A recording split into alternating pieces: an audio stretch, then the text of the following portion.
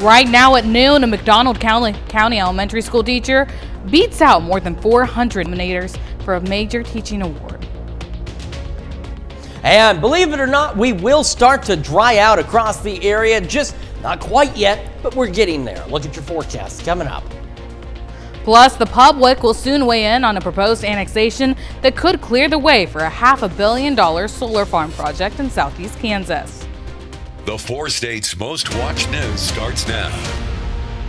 A teen driver dies from injuries he received in a crash last week in Neosho. This is KOEM News at Noon. I'm Samantha Walker. The driver, 19-year-old Xander Cupp of Oronogo, Missouri, was rushed to the hospital with serious injuries following the October 20th crash. Authorities say Cupp was pronounced dead on Sunday. The crash took place last Monday morning. Authorities reported a collision between a tractor-trailer and a car just east of Missouri 59 and US 60. First responders had to extract Cupp from the wreckage. The semi-driver was not injured. Heavy rains may have played a role during 3 crashes in Joplin yesterday. All 3 crashes happened on West 20th Street just after 4:30 on Tuesday. The crashes took place during a period of about 30 minutes during heavy rains and low visibility. While the first 2 crashes involved no serious injuries, a pickup did leave the road and a vehicle hit a pole. The third, a head-on crash, which involved a pickup and a car, resulted in serious injuries. 3 people were taken to the hospital. Details on the crashes will be on our website, KOAMNewsNow.com. Let's check in with Chris Warner for a look at the forecast. Yeah, we've still got some drizzle and some light showers in some places. Others, like Pittsburgh, it's starting to ease up. It's starting to dry out just a bit. A live look there. MoDOT cameras around the metro area, though, along I-44. Roadways are still wet, and it looks as though we do have a situation here on I-44 near Exit 4. Maybe not. Could just be a pulled over vehicle. MoDOT's trying to look in and see. Yeah, see, they're adjusting that. And that's actually not on I-44 at all. That'd be Coyote. That's 43. Anyway, the roads are wet. We still have drizzle out there across the region. And so that's the other thing is on Skywatch Storm Tracker, drizzle's not showing up. Wind advisories, these still continue until 1 o'clock, but those winds should ease up. So again, there's not much on the Skywatch Storm Tracker at all, but we are getting that drizzle across the area. And it's led to some reduced visibilities as well. Quick look at the numbers. 46 is where we started yesterday. 60 is where we made it. Our temperatures right now, though, are still pretty chilly. We've got upper 40s to right around 50. Nowata is at 50, but with those gusty winds, we still have some wind chills into the upper 30s and low 40s out there. All right, through the rest of the evening, eventually mostly cloudy skies. Still a bit breezy later tonight with north winds gusting to 25 down to the mid 40s by 11. We'll have another look at your forecast, talk about this cool weather and how Halloween is shaping up here in just a few more minutes. Samantha? Thanks, Chris. A group of federal lawmakers from Kansas say they're refusing their pay until the federal government shutdown has ended. The group of 5 Republicans and 1 Democrat say they will not receive paychecks until both Republicans and Democrats reach a deal.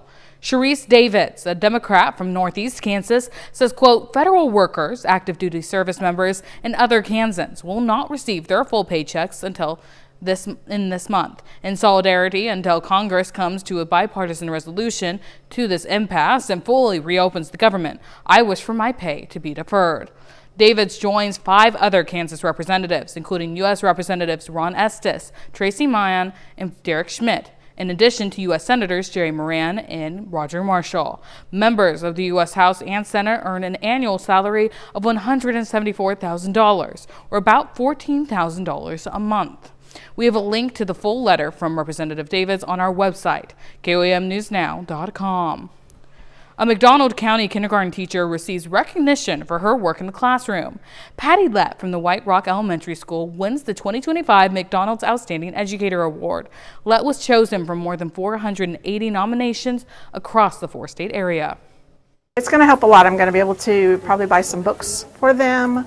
And some games. So I've kind of got a list of things that I've been looking at of things to buy for the classroom. Jessica Sutherland nominated Lett, calling her the most kind, caring, compassionate, and patient teacher. The award program launched in 2020 to celebrate area teachers who go the extra mile. A land annexation where a solar farm will go awaits Crawford County approval, but first the public will get a chance to weigh in on the idea. Crawford County commissioners must vote on whether to approve the annexation of over 1,600 acres of land to the city of Mulberry. The city council recently voted in favor of the annexation, which would pave the way for a $500 million solar project. The land lies just outside Mulberry, necessitating the county to review the resolution. The county has met, but before a decision is reached, they plan to hold a public hearing on November 13th. Commissioners have to look at not only the area that's involved, but also any potential city conflicts that may occur, or whether or not that would hinder the growth of those cities and or that area. The annexation resolution submitted back on October 20th opened up a 30-day window, prompting the commissioners to make a decision by November 19th. Well, shovels hit the ground yesterday as city leaders and community members celebrated the start of a new chapter for one of Joplin's historic parks, Ewart Park. A cornerstone of the Easttown neighborhood is getting a nearly $10 million makeover. The renovation will bring big changes, including a new splash park, playground, and an ice skating rink in the winter months. And Christmas came early in Joplin as Freeman Health System and city leaders unwrapped this year's parade theme. Then and now. The parade kicks off December 2nd at 6 p.m. downtown. Well, having fun and keeping safe are high priorities on Halloween. KOAM's Ty Park spoke with the Newton County Sheriff about how parents can make sure their kids receive treats instead of tricks. Having fun on Halloween night is important, but so is being safe. There's a lot of different Halloween safety tips. Some are, try to go in a group if you can. That way you can kind of help watch out for each other. Try to go trick-or-treating during the day if possible. Want to try to hit homes that you're familiar with or neighborhoods you're familiar with, and try to stay away from areas that you maybe not be familiar with and don't know anybody that lives there. Look at the neighborhood you are planning to trick-or-treat. Sex offenders are not required to mark their homes this year, but they are required to stay inside and keep their homes dark. So some of the things when they're dressing up, try to not wear a mask that obscures your vision so you can make sure to see your surroundings. Try to wear reflective clothing, either a reflective bag or something that's on the costume itself that's reflective so other people can see you. Parents and families are already making plans to stay safe this night. Definitely be having glow sticks, and we're going to do pairs. We have a group of 6 kids coming with us, so we definitely stay in pairs and have glow sticks, and we stay alongside of them. According to the Newton County Sheriff, poisoning or tampering with candy does happen, but it is very rare. Eat candy that has been prepackaged, so don't take any homemade food or homemade candy because there's no way to check on that, and to make sure that the wrappers are still intact. Trick-or-treating in Joplin, Ty Parks, KOAM News. Coming up, President Trump prepares for his highly anticipated meeting with Chinese President Xi Jinping. We'll have more on what he's saying about it. And we're making a batch of cheddar drop biscuits in the Mr. Food Test Kitchen.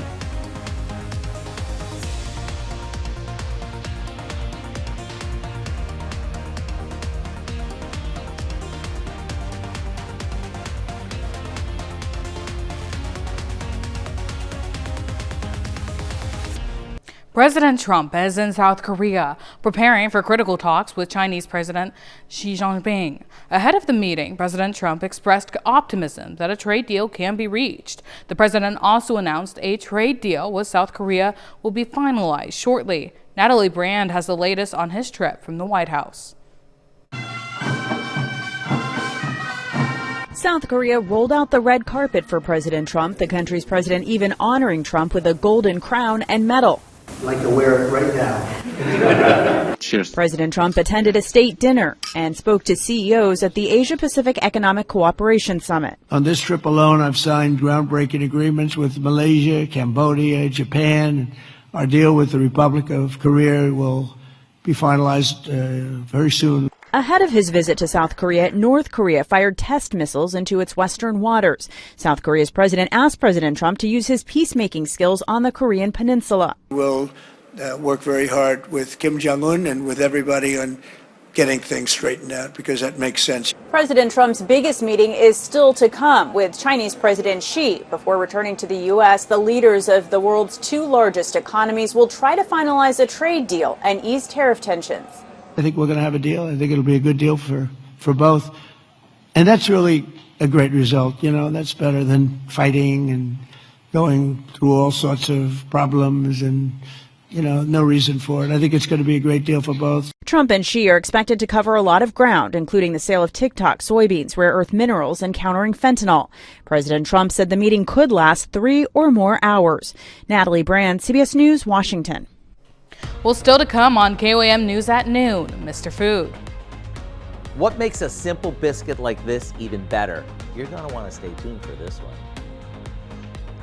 And our temperature is going to remain below average as we head into the weekend, and that includes Halloween. A look at your forecast when we come back. Welcome back to the KOAM News at noon on this, again, somewhat dreary day. Now, for some of us, in fact, for many of us, we're starting to dry out. But over in Joplin, for example, we're getting some pretty heavy drizzle out there. You can see on the MoDOT cameras around the metro area. And again, just wet roadways, reduced visibilities as well. Now, then take it over here to Pittsburgh, and things look better. It's still cloudy. Yes, I know. It's still cloudy, but you're drying out.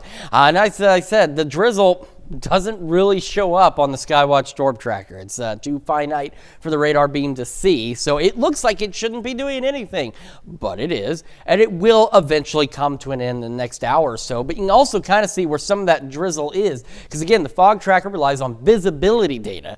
Drizzle can reduce visibility, so it gets reported, and you can see we have a number of locations right along I-44 and down into the Will Rogers Turnpike. You got 69, you've got 60, I-49, a lot of locations, 2 miles of visibility or less. And then Iola, a repeat offender on the reduced visibility, sitting at just under 5. So do be aware of that as you're heading out. Again, it's not necessarily true fog, but the drizzle resulting in some reduced visibilities, and this was added recently. So we have these frost advisories through 8 a.m. tomorrow, from 4 a.m. to 8 a.m. tomorrow. This one has just been added for Washington County, but you kind of get the idea. It's going to be a bit on the cold side. And again, our wind advisories will continue for the next about 44 minutes, and then they should be allowed to expire, as the winds will still be a bit gusty, but they'll begin to wind down. So again, this is the Future Track's interpretation of drizzle. It says some could hold on through 2. We discussed that this morning. It's a remote possibility. Otherwise, it is cloudy, still breezy,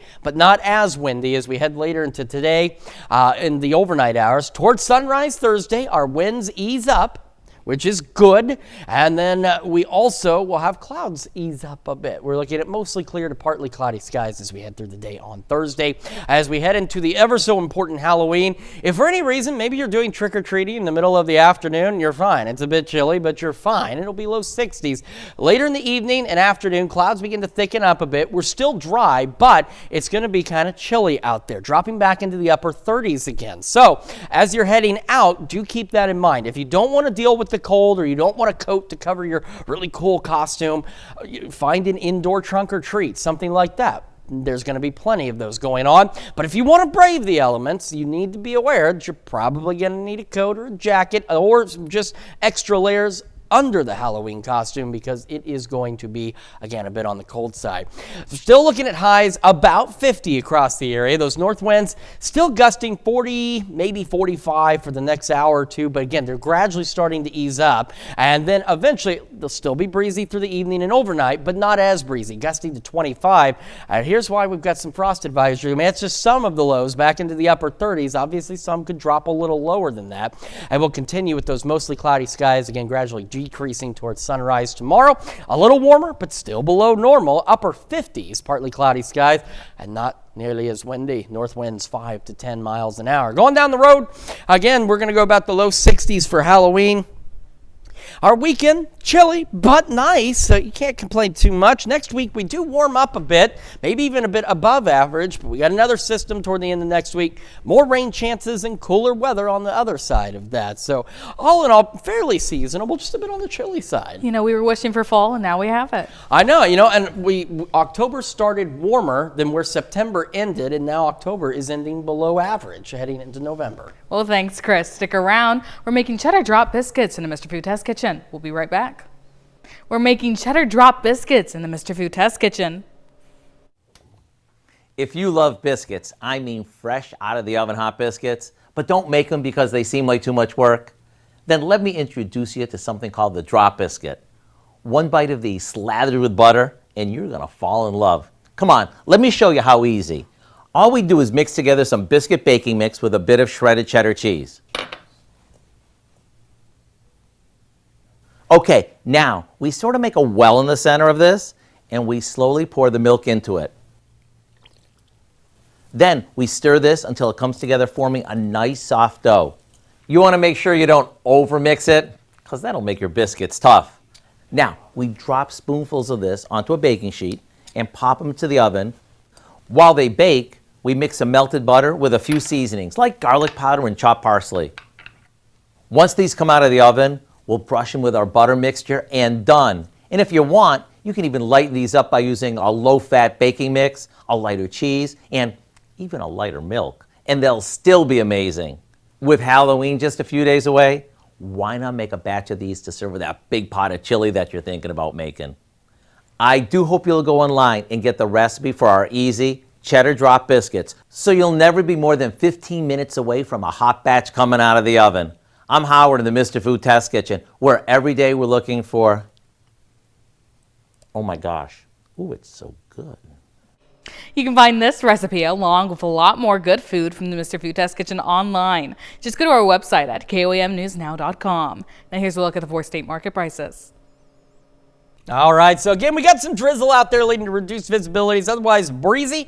Winds easing up, clouds decreasing overnight, upper 50s tomorrow, low 60s for Halloween for the high, upper 30s overnight. So make sure you bundle up, dress in layers, or maybe do an indoor trunk or treat, whatever suits your fancies, and be a bit chilly out there. All right. Yeah, definitely something to keep in mind. Thanks, Chris. What do you have for us coming up at 5? Well, hello, a lot is coming up at 5. For starters, on this World Stroke Day, experts are emphasizing that treating strokes immediately is critical, which means recognizing the early warning signs is key. Well, now a new study is helping patients get the care they need sooner, using actors to simulate real-life scenarios for hospital staff. Plus, one Joplin organization celebrates its efforts to make transportation more accessible, and Freeman Hospital is helping even their littlest patients celebrate Halloween. Hope you'll join us for those stories. A lot more, of course. It's coming up today, KOAM News at 5. Well, thanks so much, Dow. Sounds great. That's the news for now. Thank you for joining us for KOAM News at noon. Have a great afternoon.